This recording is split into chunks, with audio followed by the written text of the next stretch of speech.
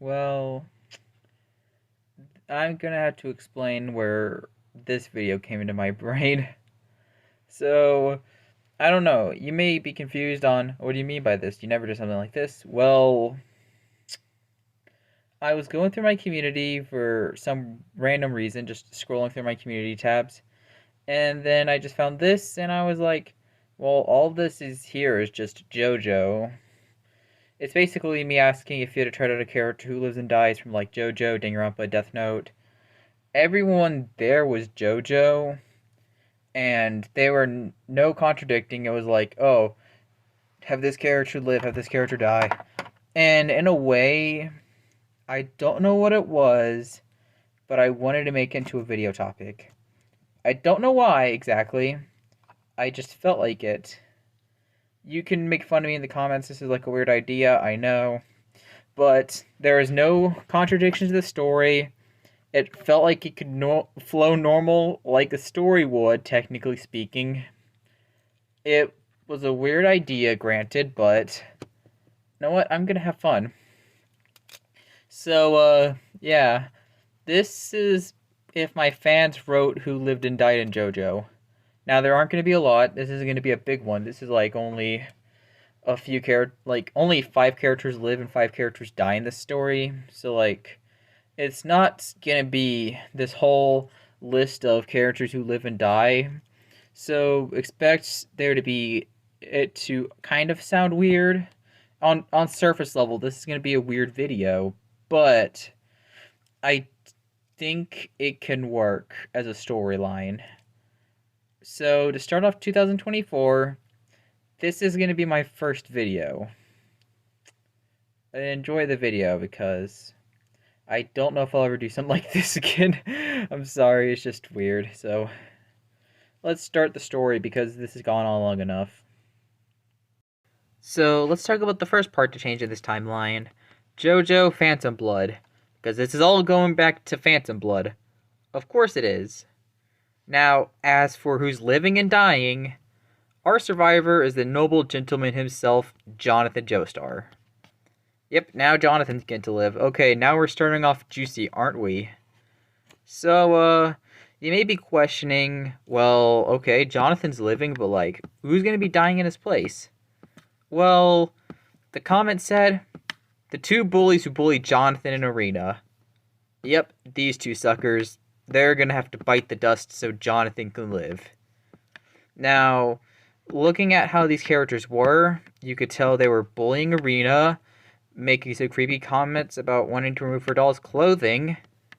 So, in a way, you can maybe say, oh, this is some kind of redemption arc. They can die saving Jonathan or something. And while, yeah, that could be nice and all, it'd be a nice moment, give some character development. I think another route you can go with is by having them become evil. Because, I mean, you know, they were there when Dio kissed Arena. And not only that, but they said that they idolized Dio and wanted to be like him. So, maybe Dio ends up finding them. Since they want to be like him, he turns them into vampires and gets them to help him go against Jonathan and Arena. I mean, I think it seems in character. I mean, Dio literally manipulated a woman to straight up eat her own baby, so it wouldn't be surprising. But let's say now having the high odds be stacked against them, because like you have 3 vampires going against 1 hormone user. How is Jonathan going to escape? Well, it's easy.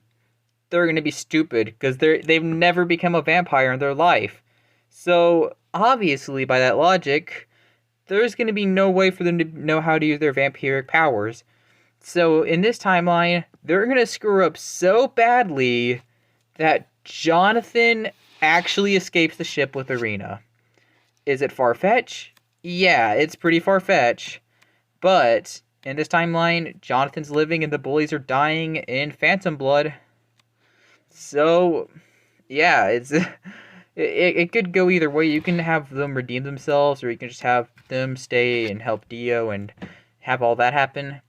But Jonathan, Arena, and Lisa, they're obviously going to escape, and that's really the end of Phantom Blood. Alright, so by that point, Lisa is raised by Jonathan and Arena, and like in canon, they still birth George II.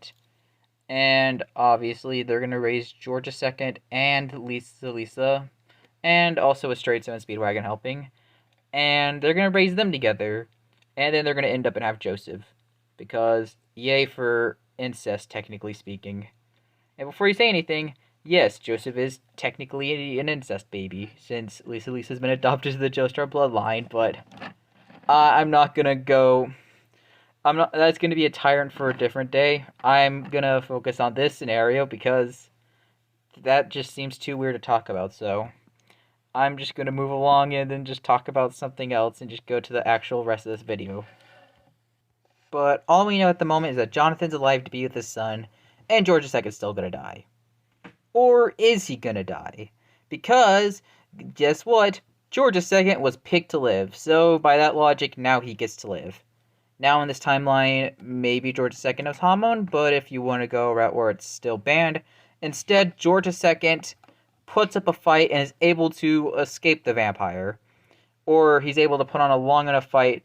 He goes the distance with the vampire somehow. Well, I don't know how he does, but like, he decides, he somehow goes the distance. That's the route we're going with. It's similar to Jonathan and Dio before Jonathan got Hamon in the mansion. That's how it goes. Big top tier fight. And do you know how it ends? George II actually kills a vampire. By some miracle, he's able to maybe escape through a window with the vampire going with him. The sun comes out at the right moment, and the sun kills the vampire. George II's obviously going to be confused, so he's going to go to Straightso, Speedwagon, Jonathan, and Lisa for questions. And while at first they may be hesitant to say anything, they probably tell him about vampires and Hamon. And also, while at it, Jonathan's just going to tell him the story of Dio. George II at that point, kind of a little frustrated that he was never told anyway about the past. So he's going to be a little frustrated, but he kind of understands what they were trying to do. So he also probably decides to learn Hamon because, you know, in case of any other vampires try to go after him, he can be prepared. So George II is taught Hamon. Lisa's probably going to leave George II to take care of Joseph while she goes to look for vampires, which George II will probably understand since someone's got to stay and take care of Joseph. And by that point, part 2 would have George II and Jonathan there.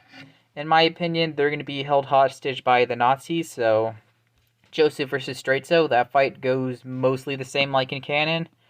Joseph still has to go to Mexico, save them. We leave to Santana versus Joseph.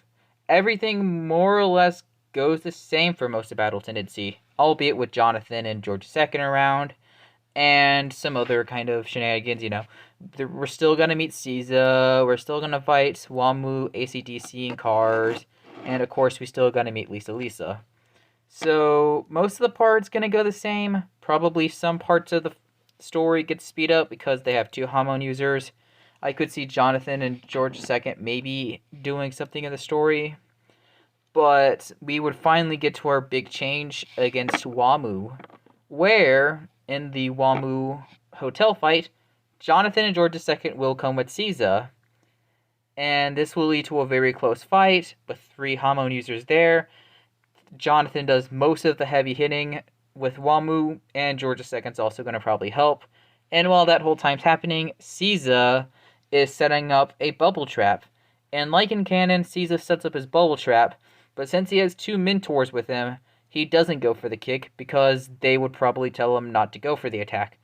So Wamu takes the attack and he dies, with Caesar probably getting injured in the process, let's be honest. And they're able to escape.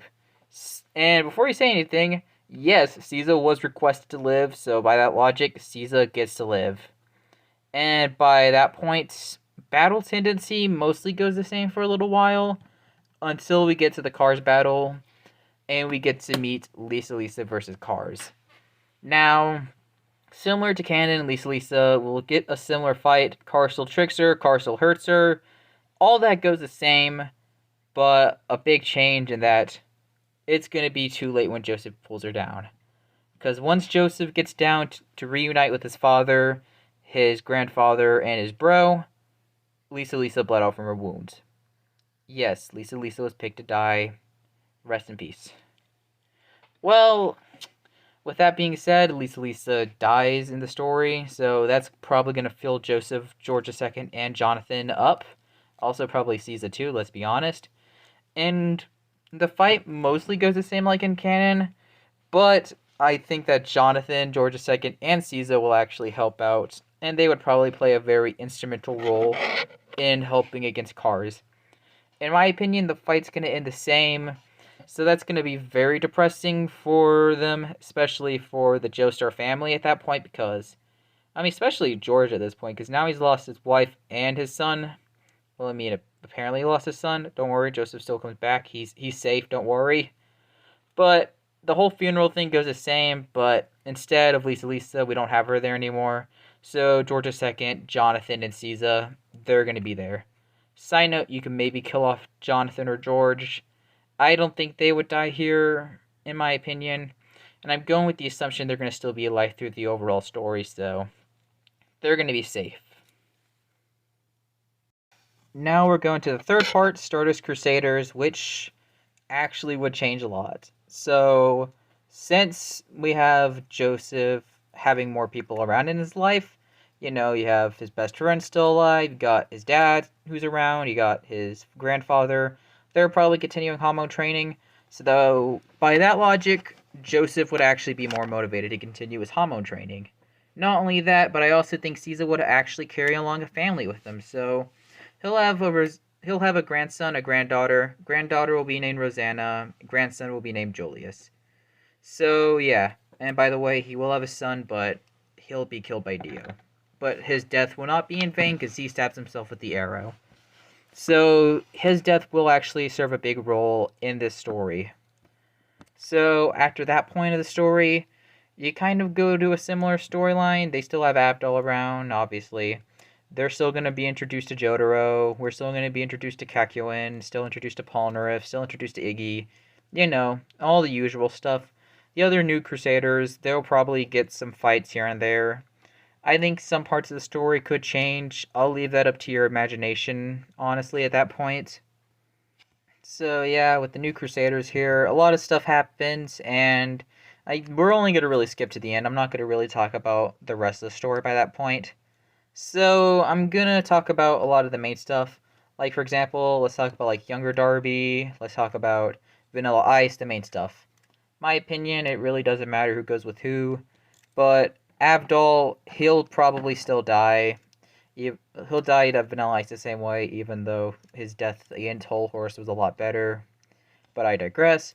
And Iggy probably still dies if there's no hormone users there. I'll go with the assumption he dies here, I guess. And by that point, it's going to give Polnareff a rage amp. Polnareff's probably going to do the whole thing with Ice. That entire arc goes the same. Ice is still killed, and Avdol and Iggy's ghost say goodbye to Polnareff, like in canon. So, obviously, everything by that point's going to go mostly the same, like in canon. So, yeah, Polnareff still gets to meet Dio. He gets moved down the stairs. Nukasaka still dies, same way like in canon. And most of the stuff goes the same. Polnareff still runs off because he's angry at Dio. But there will be a huge change in this timeline. In this timeline, Jotaro is not able to come with a quick strategy in mind. And instead, the Crusaders decide it's best to follow him. Or at least some of them. Caesar probably tries to calm him down since his father died years ago. And Jonathan, George II, and Joseph would want to finally meet Dio once and for all and put an end to him. And plus, also a bit of an origin story to Dio and how he's going to have a Joestar buddy. I'm going to go with the assumption that Jonathan, George II, or Joseph has another son. And during one of the wars, Dio ends up taking their body. As for what war in particular, if you're going with the route where it's going to be Jonathan having another son, it'll be during the first one. If you're going with the route where George II's having another son, then it'll be during the second one. And if it's Joseph as another son, it's most likely Vietnam or maybe the Korean one. Or maybe even the Cold War. Probably not the Cold War, to be fair, but yeah, one of those wars, they're going to lose a son, and they later find out that it was because of Dio who took it, because That's really the only way I can think of for Dio to actually get a Joestar body, giving the Joestars another son so Dio can take the body too. But the point has been made. Jonathan, George II, and Joseph will also follow Polnareff and Caesar. Now, at this point, that only leaves 4 of the Crusaders, and in my opinion, I think Rose and Cacuan will go together, and I think Julius will be the one riding with Jotaro on the motorcycle in Polnareff's place. Now, this will lead to a battle between Polnareff and Dio in this timeline, and this battle would end up being similar to Cacuan versus Dio. And when I mean similar, I mean Polnareff's going to die in Cacuan's place. So Polnareff gets Donut, and like Cacuan, who ends up becoming a donut, he ends up becoming, he becomes a donut, and it's likely instead of getting Donut Cacuan memes, we'll probably just be getting more Donut Polnareff memes. And Polnareff gets launched into the water tower. He uses the last of his power to launch Silver Chariot's blade out, and he dies from blood loss from his wound. By that point, we get Jonathan, Joseph, George, and Caesar versus Dio, which I'm going with the assumption that that would be the fight we could get, and that would honestly be pretty cool to get as a fight. And similar to how we did in the canon, we're obviously going to get Jotaro versus Dio. All that whole fight goes the same. I think the other Crusaders probably get knocked out or something. And during this whole thing, Julius would probably fight Dio after Jotaro is playing dead. And when Dio gets the stop sign, he instead tries to behead Julius, probably. And instead of it being Polnareff who comes in clutch, it's Cacuan who's going to come clutch with an emerald going through Dio's head. Now, we'll say for the sake of the story, Dio somehow survives the attack, even though it's heavily implied that whole horse who basically almost went for the same thing actually came close to killing Dio from it. So in theory, Cacuan may actually kill Dio, but I'm going with the assumption that he's not going to kill Dio. So Dio probably knocks out him and Rosanna probably, and they may still be able to fight. That leads to Jotaro getting up. That leads to the entire fight probably going the same. Dio may even be stronger because of more Joestar blood around, assuming that he's able to kill more than just Joseph, because he could kill Jonathan and George II, or both, and that could lead to him being stronger. So maybe Julius, Rose, and Cacuan may have to be they have to be around a lot longer for Jotaro to maybe stand a better chance. But like in canon, Jotaro is going to awaken Time Stop and he's going to kill Dio. Maybe a longer fight's ahead of us. I can't say for certain. But I overall think that the story would mostly end the same. The only real change is that maybe one of the other ones can die between Jonathan or George II. Also, Caesar, maybe you can kill off Rose or Julius. You can kill off one of those characters, debatably. I don't know. That's up to you. But however, Jotaro, Joseph, and Cacuan are guaranteed to survive in this timeline. So there's their pros. Now, Diamonds Unbreakable probably goes the same, and everything with Kira, all that goes the same. Maybe someone else there, I don't know. I don't think Cacuan might be here in this timeline. I know it'd be cool to see Cacuan and Morio, but I don't think in this case it works, so... But I have an alternative plan, and I'll tell you right about now. So, let's talk about Part 5 now. And unlike Part 4, which no one ever rewrote any characters to live and die there, Part 5 actually did have some. And not only that, but there's also some other changes that also had to be addressed. For starters, Polnareff is busy being a meme. So, who's going to replace him in Italy? Well, like I stated earlier, hence why I didn't put Cacuan and Morio, I think he may end up just having to replace him. And not only that, but since Julius and Rosanna are around, I could definitely see them, in theory, actually helping Cacuan out as well with his plans, and them going to Italy in Polnareff's place. So, I'm going with the assumption that those three actually go with Jotaro, and basically in Polnareff's place, they do the arrow hunt with them. So that basically leads to the whole thing, and that leads to them probably just going to Italy, those three going together. Jotaro decides to do his own solo investigation, I guess, because, I mean, it seems very in character. He was kind of like that. And plus, since I think Kakyoin and Rose could definitely become a couple after the part, which I would imagine them being a couple, it'd make more sense for Rose to end up with him, to be honest. I could definitely think it'd fit more of her character to actually travel with her loved one. And it fits more character for Julius to stay in his hometown, in my opinion, rather than just travel the world, in my opinion.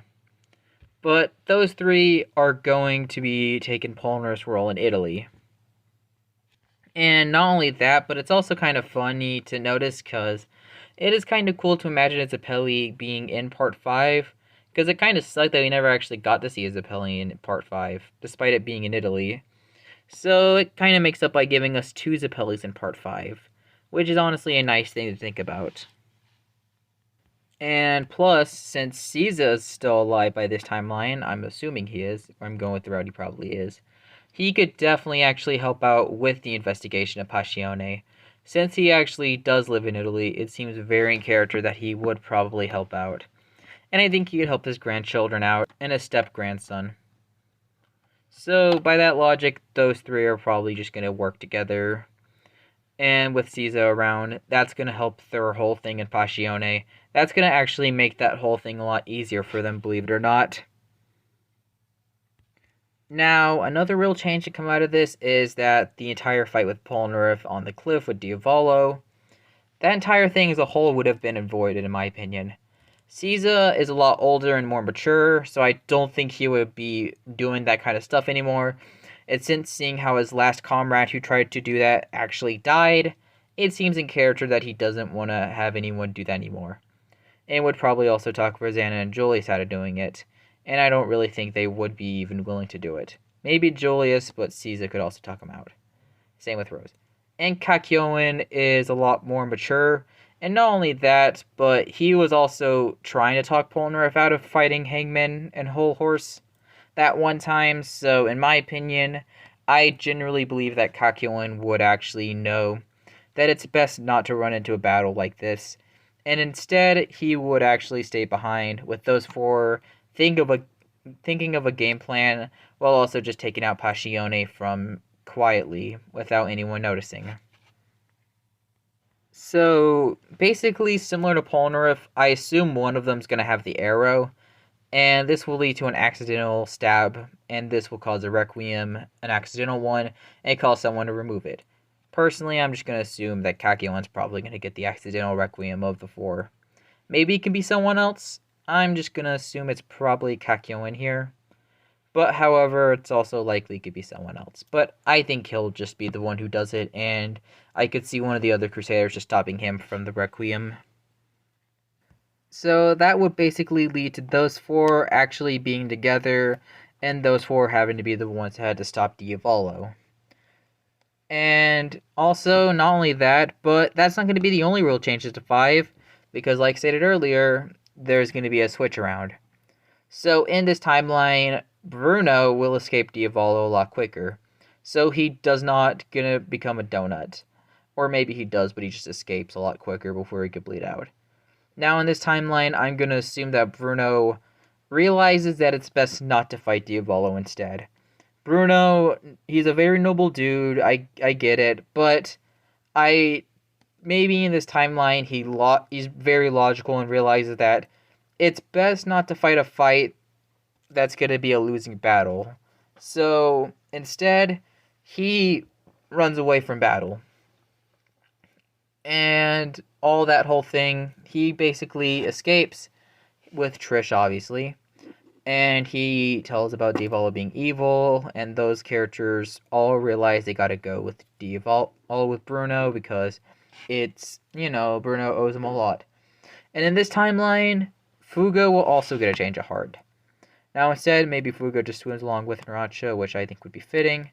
But, however, during that whole thing when Fugo is realizing he doesn't want to go, he remembers that he promised Bruno that he owed his life to him. And Fugo would probably also remember all that.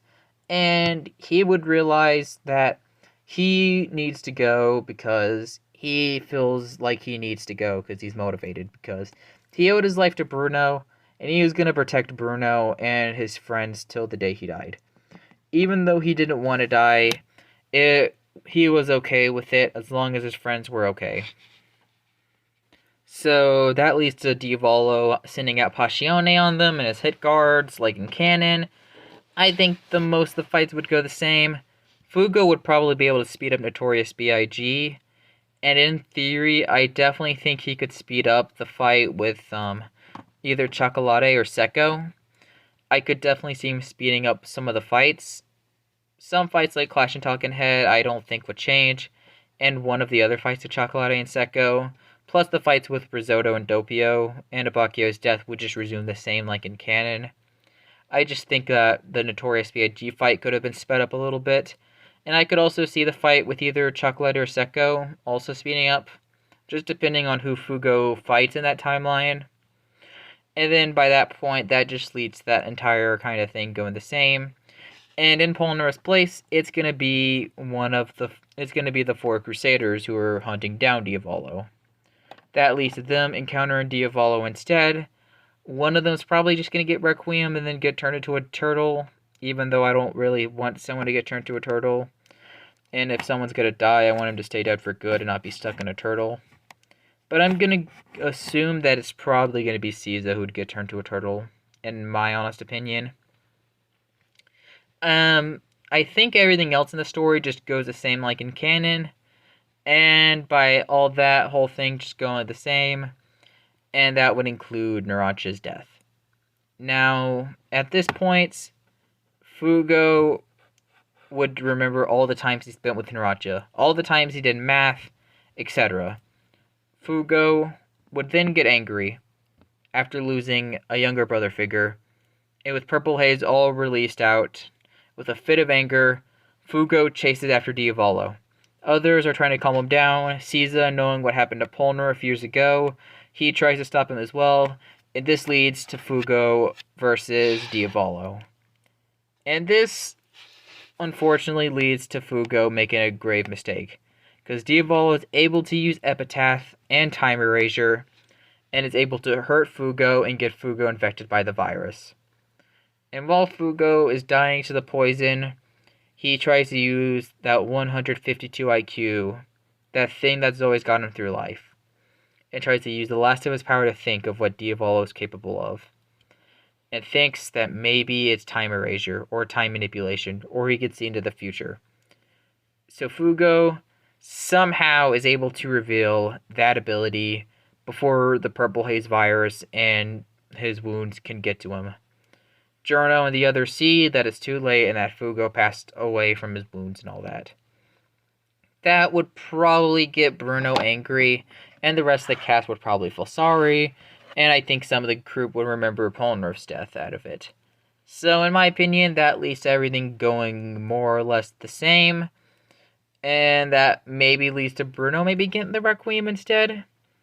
I don't know, I think it would fit more if it's Bruno, since after everything Bruno's went through, he's been the leader. He had more of a dynamic with Diavolo. He escapes to Diavolo, so there's no way to run away from him now, and it's time for Bruno to put an end to Diavolo once and for all. In my opinion, I think it would be more poetic if it's Bruno who does it. But if it's Giorno, I can understand where you're coming from with it. So it's someone's going to use the Requiem arrow, and they're going to kill Diavolo. Between Bruno or Giorno. Maybe you want to put one of the other Crusaders to do it, sure, whatever. But I just think it'd make more sense to either do Bruno or Fugo doing it. Not Fugo, I meant Giorno. And by that point, the part's over. Instead of it being Giorno, it's Bruno. So Bruno gets some new drip. He wears an all-black suit, probably, like how Giorno did. And he becomes the boss of Passione. Since he was a higher rank than Giorno, it seems more a character that he should do it. Giorno is still in Passione, and he's going to have a high position, but he won't be the boss. Him and Mista would probably just have a similar position in Passione, in my opinion. And I could see the other Crusaders, whoever's alive and dead left, They're probably just happy that Diavolo's dealt with, and they can reunite with Jotaro probably, and Joseph. And now we're at the final part, Stone Ocean. And, I'm assuming the rest of the cast are going to die since no one ever said anything about wanting to keep those characters alive. Yeah, big F in the chat for the Stone Ocean group. Well, I mean, I don't know. It's possible. I mean, I guess maybe.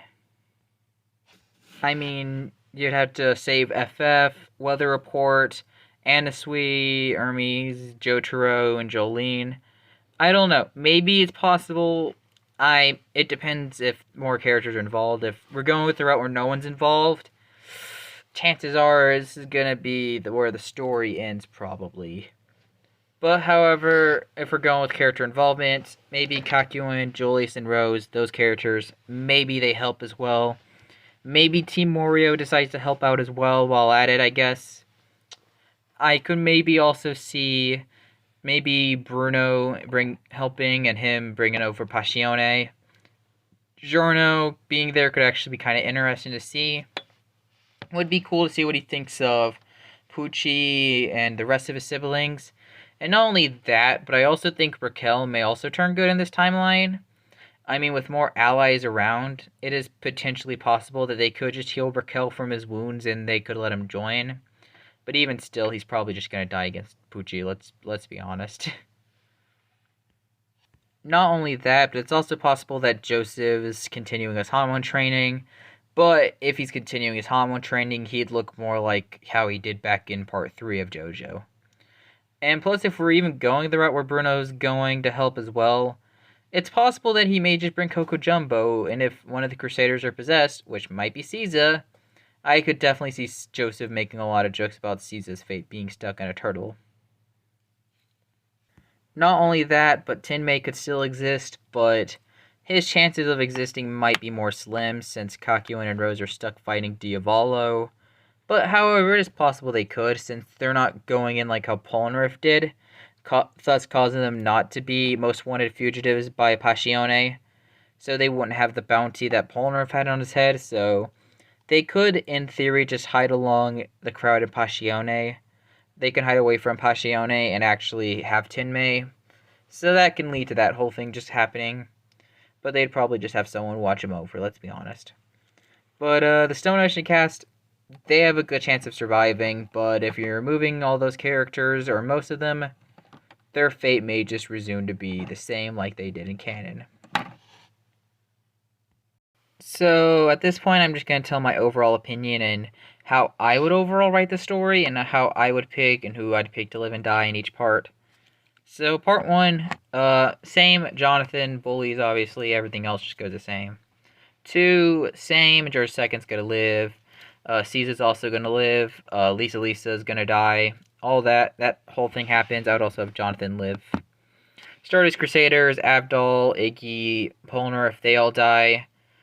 But I would have Jonathan as an extra death in the part and have him sacrifice himself to take out Dio. And then by part 4, mostly the same, but I probably would just have George II as an extra death to Kira in the final fight and give that a good enough rage for Josuke to kill Kira.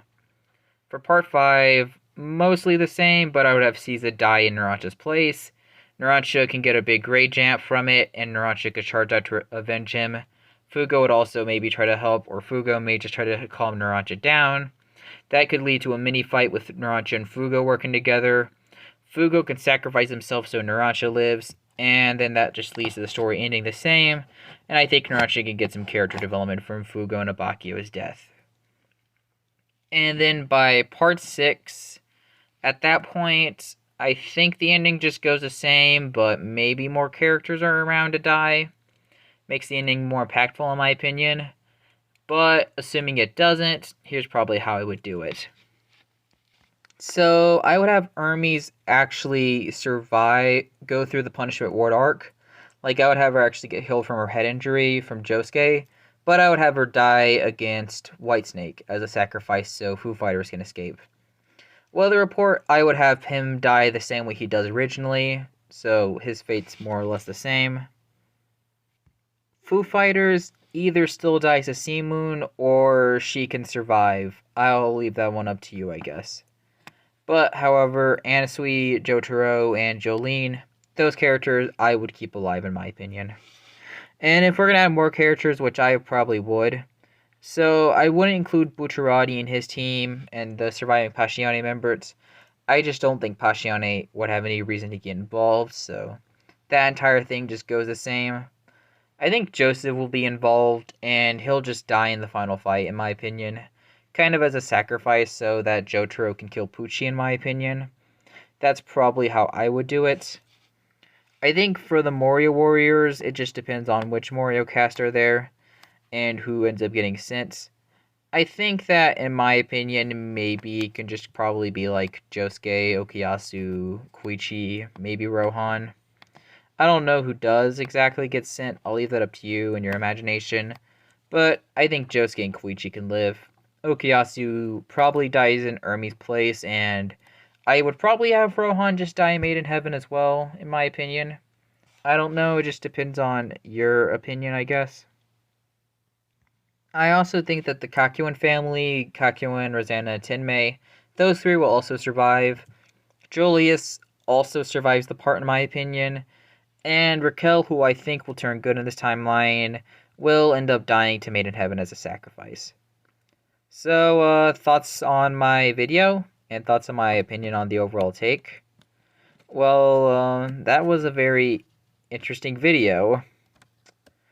I'm definitely willing to try something like this again, albeit make it more unique, maybe a challenge kind of thing, but I don't know. I'll leave that one up to you guys, because I may actually do a cool video like that one day. So, I hope you enjoyed the video.